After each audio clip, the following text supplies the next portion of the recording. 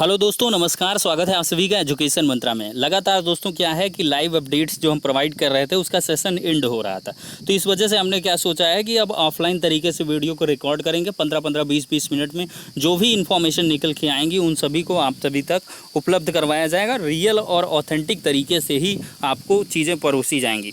तो देखिए दोस्तों, 69,000 शिक्षक भर्ती में हम बताए थे जो मतलब लाइव सेशन में कि मामला टेकअप हुआ। सीरियल नंबर 10 का मामला रामशरण मौर्य वाला टेकअप हुआ। फिर सूबेदार सिंह पर जो है पीएस पटवालिया साहब बोलना शुरू हुए। उन्होंने शिक्षा मित्रों के पूरे इतिहास को रखा। 69,000 शिक्षक भर्ती में किस प्रकार से कैसे शिक्षा मित्रों को रखा गया है। 1,37,000 पोस्टें थी, पूरा मतलब बखान किया गया। और इसके बाद बीएड कैंडिडेट्स पहले नहीं होते थे। 20वें संशोधन की उन्होंने चर्चा की कि 20वें संशोधन पर ही 69,000 शिक्षक भर्ती कंप्लीट होनी चाहिए और उसमें बीएड का कोई भी नामो निशान नहीं है। वो बाद के संशोधनों में आया। 23, 24, 25 जो संशोधन हुए उनके अकॉर्डिंग आया।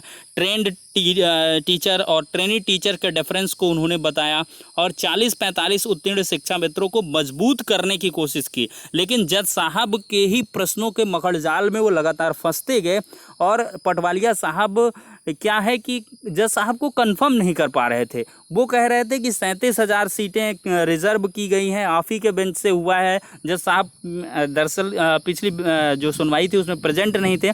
तो जज साहब ने कहा कि आप पहले ये डिसाइड करिए कि आप पासिंग मार्क्स पर बोल रहे हैं कि क्वालिफाइंग मार्क्स पर बोल रहे हैं कि कट ऑफ पर बोल रहे हैं। तो ये आप कंफर्म करिए और इसके बाद ये बताइए क्या ये जो शिक्षा मित्र हैं क्या ये असिस्टेंट टीचर के रूप में कार्यरत हैं कि नहीं, जो 37,000 सीटें होल्ड की गई हैं।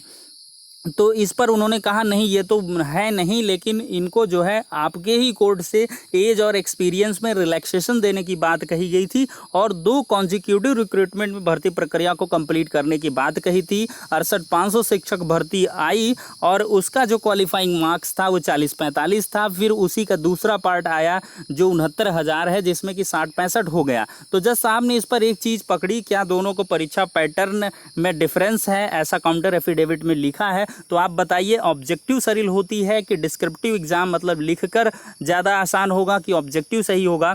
तो फिर इसके बाद और सारी चीज़ों पर जज साहब ने लगातार क्वेश्चन खड़े करने शुरू किए। तो ऐसा देखते हुए सुंदरम साहब ने मोर्चा संभाला और सुंदरम साहब ने जो है मौका का मतलब जो लाभ है उसको उठाते हुए अपने पक्ष को मजबूत करने की कोशिश की। उन्होंने जो है पटवालिया साहब के जो भी कन्फ्यूजन्स थे उनको मतलब मॉडिफाई करके उन्होंने मतलब उनके पक्ष को मजबूत किया और पूरी तरीके से चीज़ों को क्लैरिफाइड किया कि ये जो शिक्षा मित्र हैं ये 45,000 शिक्षा मित्र हैं जो 69,000 में पार्टिसिपेटेड हैं, जबकि जो 1,37,000 शिक्षा मित्र हैं वो एनसीटीई की गाइडलाइंस को पूरा नहीं कर पा रहे थे।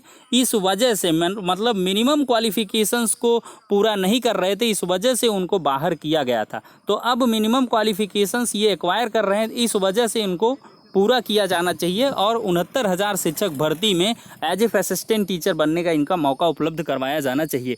तो फिलहाल के लिए ये कुछ बहस रही है अब तक की, जिसमें कि 60-65 का जो पलड़ा है वो भारी होता हुआ प्रतीत हो रहा है। 69,000 शिक्षक भर्ती में एक प्रकार से कहें कि जज साहब ये समझ चुके हैं कि दोनों परीक्षाएं कहीं ना कहीं डिफरेंट हैं, दोनों अलग अलग डेट पर हुए, दोनों के नोटिफिकेशन अलग हैं, दोनों के नॉर्म्स कंडीशंस अलग हैं। और जज साहब ने बार बार ये कहा है कि सरकार का जो काउंटर एफिडेविट है आप उस पर बहस करिए। देखिए भारांक का मुद्दा है, ये वाला अगर टैग ना होता तो कहीं ना कहीं आज ही क्वालिफाइंग मार्क्स पर बहस करके और फाइनली जजमेंट दे दिया जाता। तो फिलहाल के लिए बने रहिए, जुड़े रहिए एजुकेशन मंत्रा से। नेक्स्ट वीडियो मिलते हैं, तब तक के लिए शुक्रिया, धन्यवाद।